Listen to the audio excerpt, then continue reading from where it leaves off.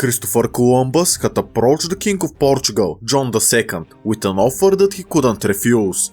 Columbus had a plan to find another route to India and secure a sea route to the Silk Road, bringing immense riches to Portugal. For several reasons that I would explore later, John II of Portugal had refused this offer, but this didn't kill the ambition of Christopher Columbus, as he sent the exact same offer to King Ferdinand and Queen Isabella of Spain, and they accepted it. Spain later went on to become the largest colonial empire for its time and truly became a great power, being the strongest country in the world in the 16th and 17th centuries, most of which happened exactly because of colonization, as they controlled most of the Americas. The question then becomes, what if Christopher Columbus had sailed for Portugal and the Portuguese discovered and colonized the New World? Would this make the Portuguese a world power? And if so, what would Portuguese America look like? I would answer all of these questions in this video. Enjoy! The reason why the Europeans became addicted to exploring the seas and later colonizing and enslaving the native population is exactly because of the Ottoman Empire. The Silk Road was the road from China to India and then to Europe, which brought many valuable resources that the Europeans lacked, such as spices, ivory, and even gold and silver. When the Ottoman Empire conquered Constantinople in 1453, they put large tariffs of the goods from the Silk Road, passing through them. Since Constantinople was at the end point of the Silk Road, this meant that the Ottoman Empire had practically monopolized the Silk Road, and the Europeans had to pay set tariffs to obtain their goods. The Europeans did not wish to enrich the Ottoman Empire, which was Muslim and would later start expanding into Europe itself, so Europe reduced trade with the Ottomans. As such, the Portuguese saw an opportunity and were the first to seek alternate ways to the Indies. Their goal was to circumnavigate Africa and reach India, where they can establish a trade monopoly and profit from their discoveries. At the time, the Portuguese were the most skilled sailors in the world, as they were ahead of their sea exploration ventures. This means that Portugal had a natural advantage in discovering and colonizing the New World instead of Spain.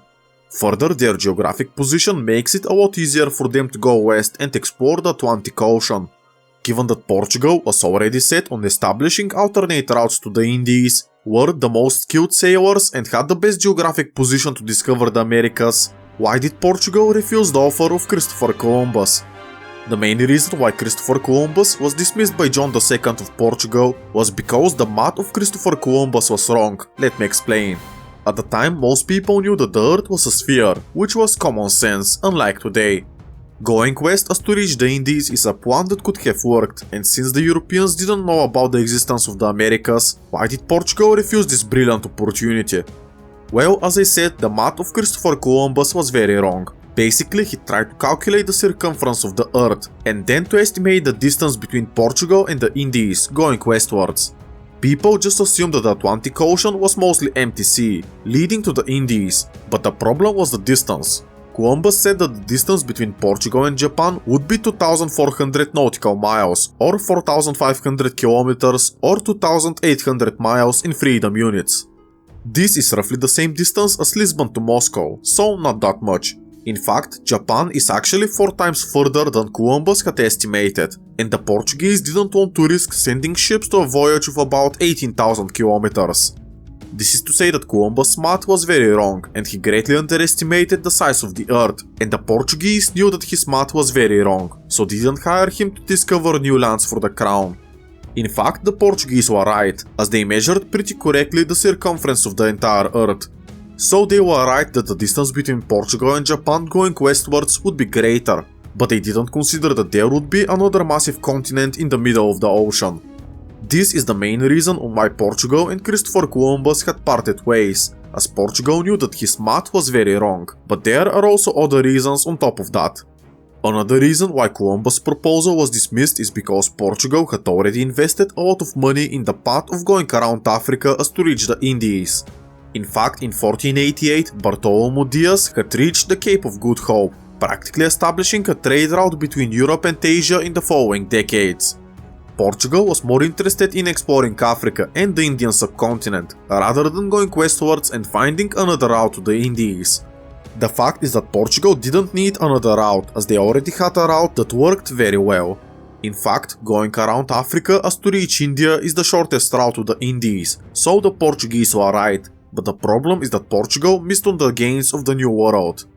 Now that I have told you why Portugal didn't hire Christopher Columbus to set sail for the Portuguese, there are two main questions I want to answer. Why did Spain choose to employ Christopher Columbus, despite his known flawed underestimation of how far Asia actually is?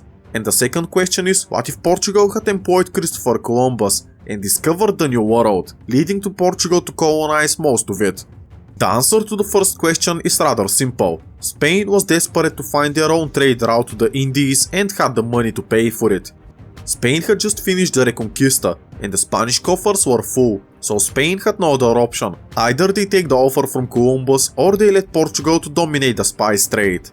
Regarding the second question on what if Portugal had discovered and colonized the New World, them employing Christopher Columbus would be unrealistic, as I said earlier. Columbus drastically underestimated the size of the earth, so the Portuguese deemed his plan to go to the Indies as being too risky. The thing is that Portugal might have discovered the Americas before Columbus did, but this is not confirmed. Portugal might have known about the existence of Brazil, as the Treaty of Tordesillas reflects this theory. Initially, Pope Alexander VI has split the earth into two halves, one going to Spain and the other to Portugal. This was done to avoid conflict between the two countries, which almost happened in our own history. Due to the previous treaties that Portugal had signed with Castile, any land south of the Canary Islands would belong to Portugal. The fact is that the new discoveries of Christopher Columbus were south of the Canary Islands, and according to the Treaty of Alcachova, Castile had agreed that these new discoveries by Columbus had in fact been in the Portuguese sphere, yet they kept them anyway, which escalated tensions between the two. A little known fact is that when Christopher Columbus had returned from his first voyage, his first stop was in Lisbon, where he wanted to speak with the king and informed him about the new discoveries. The Portuguese king later disputed these islands discovered by Columbus, saying that they in fact belonged to Portugal, according to previously signed treaties with Spain. This is why Pope Alexander VI split the earth into two halves, as to satisfy both sides and prevent war. The line would run in the middle of the Atlantic Ocean, and Spain would get to keep their new discoveries, while Portugal would get to keep Africa and the Indian subcontinent.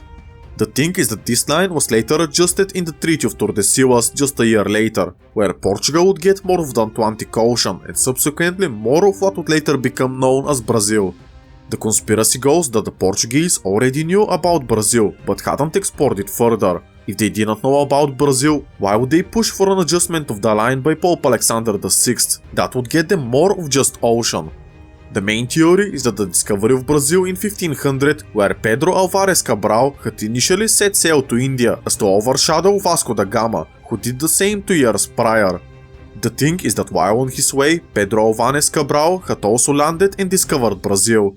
According to the historian J.H. Perry, in his book The Age of Reconnaissance, Discovery, Exploration and Settlement, 1450 to 1650, he said, "The likelihood of making such a landfall as a result of freak weather or navigation error was remote, and it's highly probable that Cabral had been instructed to investigate a coast whose existence was not merely suspected, but already known." This is furthered by the fact that Portugal and Castile had signed the Treaty of Alcachovas in 1479, which is 13 years before the discovery of the Americas by Columbus. In the treaty, everything south of the Canary Islands would belong to Portugal, to which Castile had agreed, as they believed that it was only empty ocean, not a whole continent. I already mentioned that the Bahamas and the discovered islands by Columbus would fall under the sphere of Portugal in this treaty, so it is likely that Portugal initiated for this treaty because they knew that there was land to the west. If not, why would they claim empty ocean?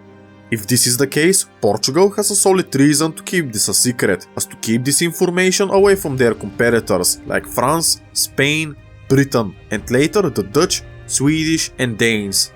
Portugal was practically the weakest country of the list I just mentioned, so Portugal couldn't defend their new gains in the New World, hence why they could have discovered it, but decided to keep it a secret. The last piece of evidence comes in the third voyage of Columbus in 1498. The sole mission of the third voyage was to verify the existence of a continent thought to have existed by the Portuguese King John II, southwest of Cape Verde Islands. In fact, this was correct and it ended up being called South America, so the Portuguese must have known something but decided to keep it a secret as to not get outcompeted. Well, we would never know if Portugal had actually known about the existence of Brazil and by extension the Americas, so I would toss this conspiracy theory aside, yet it helps us understand a few important things. The expedition led by Pedro Álvares Cabral was the largest the world had ever seen.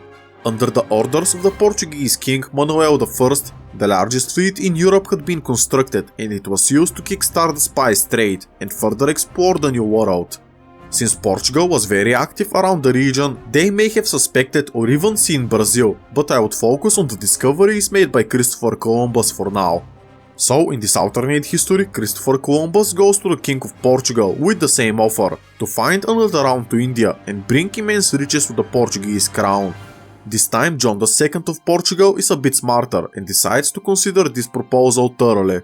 Portugal is already in the process of building another route to the Indies, so they're not particularly interested in this proposal. They would still know that his math is strong and that there is no way to reach Asia by going west from Portugal, as it's about 18,000 kilometers away. The thing is that John II has little to lose. Let me explain how Columbus could be hired to sail for Portugal. Historically, the first voyage of Columbus only had 3 ships. One was a carrack and the other 2 were smaller caravels. In terms of investment, and especially what Portugal would invest 10 years later, this is not too big of an ask. For example, in 1500, the expedition by Pedro Álvares Cabral, which I already mentioned, had 10 ships, 3 caravels and a supply ship, being the largest squadron to ever set sail in the Atlantic Ocean. Compared to that, the task of Columbus of 3 ships was not too outrageous, and Portugal could have afforded that. Portugal would still prefer their African route and continue to develop it, but here is where it all makes sense. John II of Portugal would realize that if he were to deny the offer by Christopher Columbus, that he would go to Spain next and give them exactly the same offer. At the time, relations between Portugal and Castile were rather poor, so the Portuguese, if they were smarter, should employ Christopher Columbus either way. If they don't have a use for him, at least they would prevent Spain from having him. The fact is that if Christopher Columbus was right and Japan was indeed 4,500 kilometers west of Portugal, this could have become the new shortest route to the Indies. So, if that were the case, Portugal would lose to their sort of rival, which is Spain. As such, in this alternate history, Christopher Columbus would be employed by Portugal as to find another route to the Indies, mainly for the reason of him not doing the exactly same expedition for Spain instead. I don't see any reason why anything would happen differently, except Portugal getting the Bahamas and exploring the surrounding islands, instead of Spain. In 1493, Columbus would return from his first voyage and present King John with small samples of gold, pearls, gold jewelry from the natives, a few Taino people he had kidnapped, flowers and a hammock. The king wouldn't be impressed by the wood that Columbus had brought back. Then Columbus would describe the native people that would push Portugal into wanting to explore more.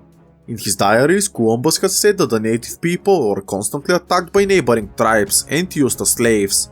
In fact, he described that the local Carib people would often castrate the men of other tribes and keep them around as slaves until they were old enough to be eaten. The Carib people were known to be cannibals and a menace to the whole region.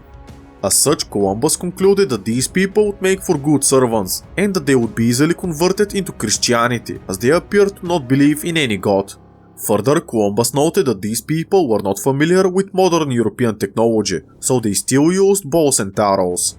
This means that they can be conquered rather easily and won't pose any problems for the crown.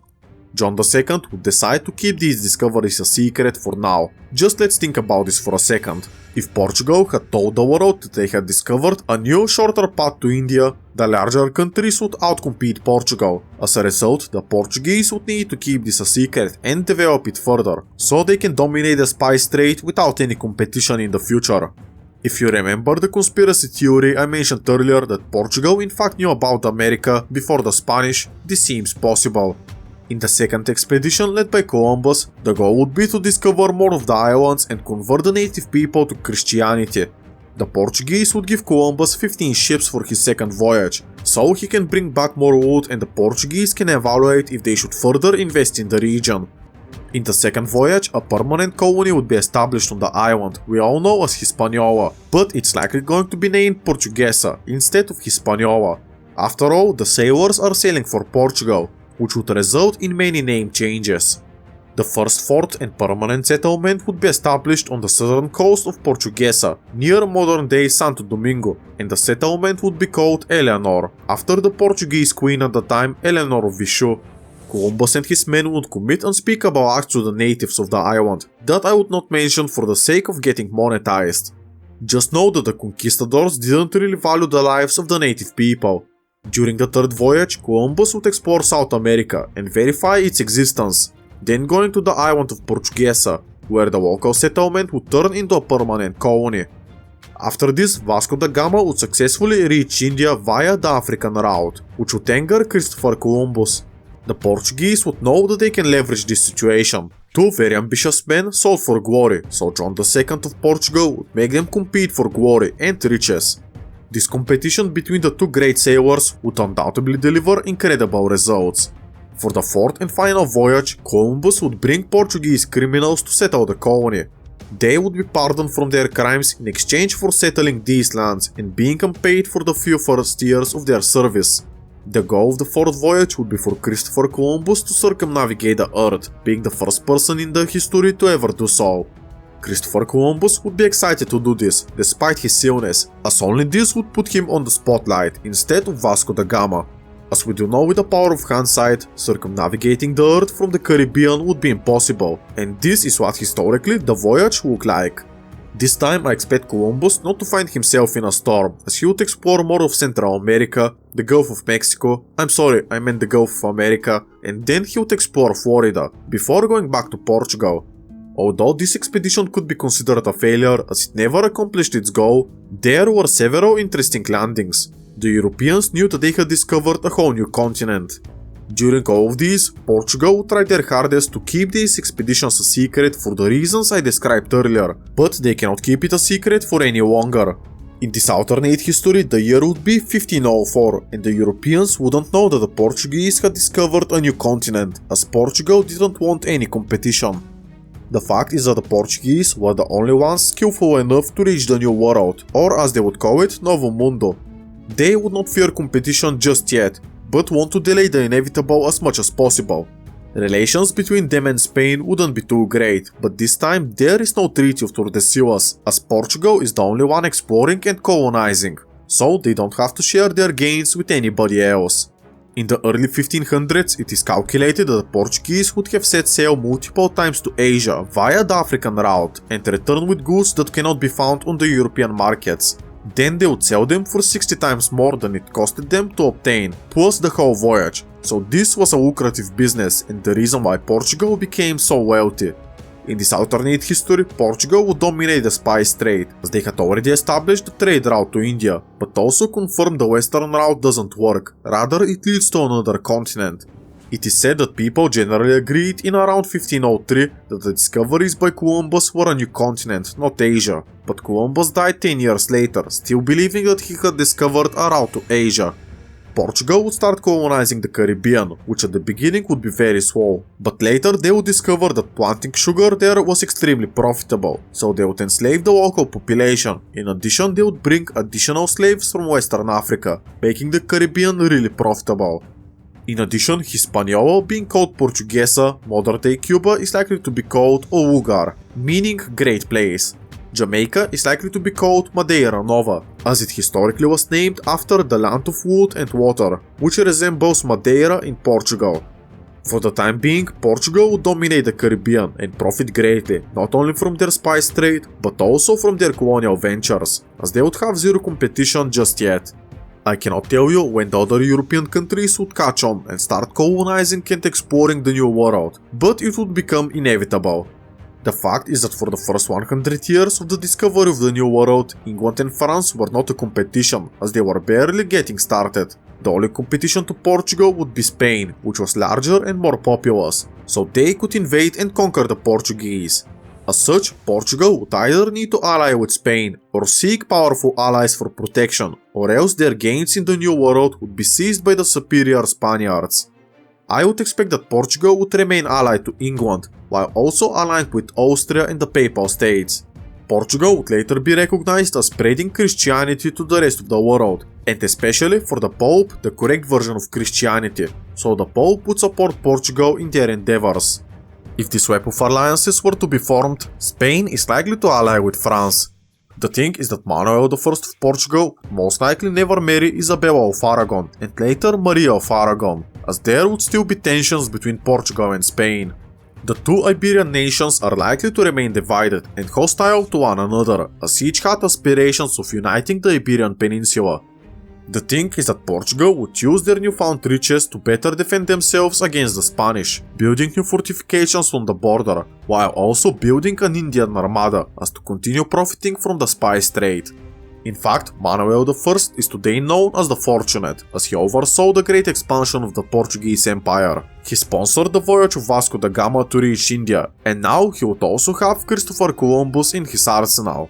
This can only mean great discoveries for the Portuguese nation, as they would map out most of the Americas and make contacts with several tribes, starting to colonize the region. By that time the year would be 1520, and Portugal is the only one colonizing the New World, but soon they would start having competition, mainly from Spain, France and England, and these countries were part of rivaling alliances. Portugal is likely to sign some sort of a deal with their ally of England, giving them shares of the New World as to better stronger their ally, but also prevent their rivals from colonizing the New World as well. The goal would be to split the New World among Portugal and England, preventing Spain and France to colonize it. The hopes are that even if there is a war, England would also have colonized and become wealthier than their rivals, so they can better defend Portugal. The deal would be that anything north of the 40th parallel would go to England, with anything south going to Portugal. This way the Portuguese can keep the Caribbean and the parts of the Americas that they had just discovered, in addition to India and Africa, where the Portuguese were also very active. England, on the other hand, would enjoy new riches without any competition, in addition to these spheres of influence being the closest to the British mainland. Portugal would quickly become even more wealthier than it was in our own history, with the stock market of Lisbon being the dominant financial instrument in the whole world. Investors can buy shares and split the risk in new colonial ventures, almost all of which would be very profitable in the long run. They would enrich the Portuguese citizens, who would become the main beneficiaries of this. Further, Ferdinand Magellan could sail for Portugal rather than for Spain, so he could complete his circumnavigation of the world, bringing glory to Portugal, which would be at the height of their power and influence. In 1521, I expect Portugal to make significant attempts to dismantle the mighty Aztec Empire and to add their lands to the crown of Portugal. You may assume that this would be a tough task, as the Aztecs had the home advantage and had twice the population of Portugal. The thing is that historically, the Aztec Empire fell rather easily. Basically, the Spanish had found out that many states were tributary to the Aztecs, so the Spanish proposed to save them if they aid Spain in the destruction of the Aztec Empire. Montezuma II was the Aztec Emperor, and he welcomed the Spaniards, where the Spanish conquistador Hernán Cortés ordered a march on the Aztec capital of Tenochtitlan. When they arrived, they were truly impressed by the city's wealth and beauty, so they besieged it. Montezuma II was later arrested by Cortés and his men, and the Aztec Emperor was put under house arrest, with the Spaniards assuming full control over the city. Despite the Spaniards being pushed out of Tenochtitlan, the Aztecs soon got sick of smallpox, with 8 million people dying from it in just a year. This made it very easy for the Spaniards to finish the job, as they marched on Tenochtitlan and took it. This task force consisted of no more than 400 Spaniards and a couple of hundreds of natives, so the Aztec Empire fell rather easily and quickly, mostly because of disease and the superior tactics and equipment of the Spaniards. I see no reason why Portugal cannot do the same, despite them being weaker than Spain. The fact is that the conquest of the Aztec Empire didn't take a lot of men and equipment, rather it was mostly disease, and with help from the natives, the rivals and ex-tributary states of the Aztec Empire. I would be generous and say that the Aztec Empire would fall in 1525, 4 years later than it did in our own history. The Aztecs had plenty of gold, which would make its way to Portugal, and the Portuguese would settle the region, developing the gold mines and increasing profit. Mexico would become known as Estado Novo, or simply New Portugal. Once the Portuguese secure Mexico, they would expand into the surrounding region, as the natives cannot really resist. Initially, they would be turned into tributary states, later being incorporated into New Portugal. Eventually, Portugal would make contact with the Inca Empire, and just like with the Aztec Empire, the Inca would fall surprisingly easily, for similar reasons as the Aztecs. Historically, Francisco Pizarro made his way to the Inca Empire with only 168 soldiers, where he took notes of how to defeat and subjugate the Inca Empire. The timing was just perfect, as in 1532, the Inca Empire had a civil war. The ruler and his heir had died of smallpox, leading to his two half-brothers to start a civil war. Pizarro invited the victorious Atahualpa to the city plaza the following day as to celebrate his victory. What ended up happening is that the Spanish massacred anyone they could, but spared Atahualpa. The Incan ruler offered the Spaniards a room full to the roof of gold if they were to spare him. Historically, the gold was taken, but his life was not spared. The conquistadors later installed a puppet ruler and secured most of the country almost immediately. Again, this was only 168 soldiers taking out the Inca Empire, where again disease swept across the natives and was the main contributing factors to the success of the Spanish. As such, I would have no doubt that Portugal could also pull something similar off, so they would secure the two dominant powers in the Americas, the Aztec Empire and the Inca Empire, rather easily. Since the Portuguese didn't have a lot of population, they would be forced to work with the native people more than they did historically. They would still convert them to Christianity and teach them Portuguese, trying to assimilate them. This means that these colonies would develop distinct identities, as there would be very few ethnic Portuguese present. Still, Portuguese soldiers would marry indigenous women, which would sustain the colonies and their population. Portugal would be forced to work with the natives. Firstly, they would make them tributary states, then they would civilize them by converting them to Christianity, and then teaching them Portuguese, and after that they would formally annex the territory. Portugal would start seeing these colonies as an extension of the Portuguese mainland, so all people would become citizens of Portugal, despite most of them not knowing anything about mainland Portugal.